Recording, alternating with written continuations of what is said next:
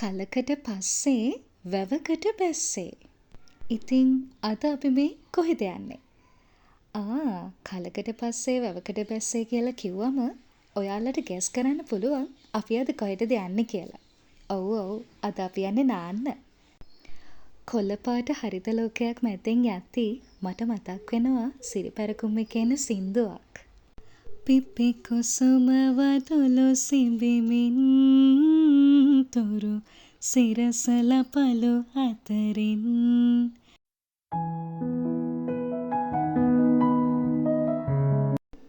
ඔන්න අපි ගමනාන්තයට ආවා. බලන්නකො මේ කවුද ඉන්නේ කියලා. වම දකුණ වම. වමයි දකුණයි මාරු කර කර මෙයා ආව වෙලේ ඉඳලා මොනවාදෝ කනවා. දැන් නම් ඉතින් මෙයාට ගැළපෙනම කෑම හම්බ වෙලා වගේ. පැංචු දෙන්නෙක් දුවලා ඇවිල්ලා දැවටි ඉන්නවා. අනේ බඩගිනි වෙලා වගේ.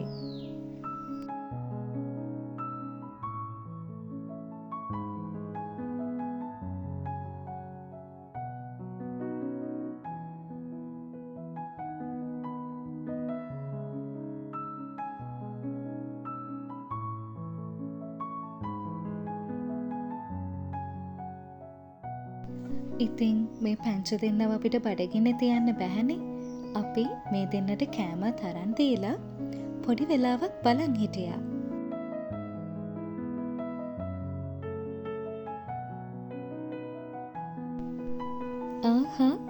අනේ ඉතින් දඟ මල්ලක් නේ.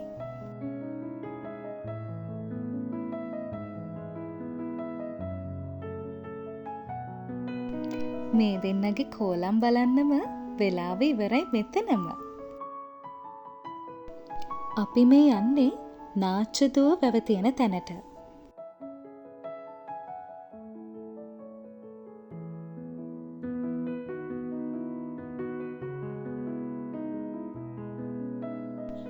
මේ වගේ ඇඹරුණු දඟර ගැහිච්ච වැලක් දැකපු ගමන් ෆොටෝ එකක් අරගන්න, වීඩියෝ එකක් අරගන්න.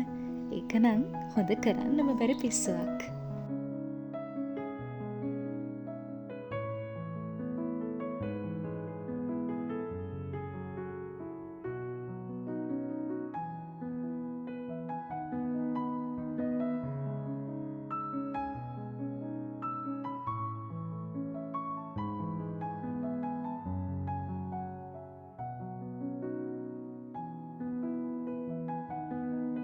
මේ වැවේ ආරක්ෂිත සීමාවක් ලකුණු කරලා තියෙන නිසා කිසිම අනතුරක් නැතුව බය නැතුව වතුරට බහින්න පුළුවන්.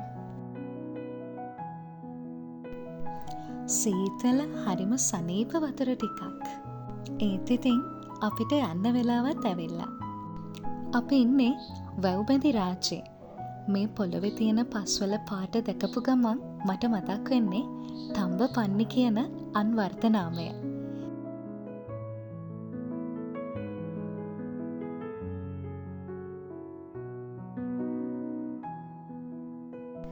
අපි එන අතරමඟදී දන්සලකුත් වැඳගෙනම තමයි ආවේ.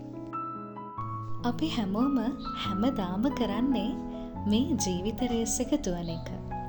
ඉතින් එක දවසක් හරි ඔයාලගේ ජීවිතෙන් වෙන් කරලා තියාගන්න මේ වගේ හරිත පාරාදීසක අතරමං වෙලා ස්වභාව ධර්මයේ තියෙන දේවල් විඳින්න, දැක බලා ගන්න.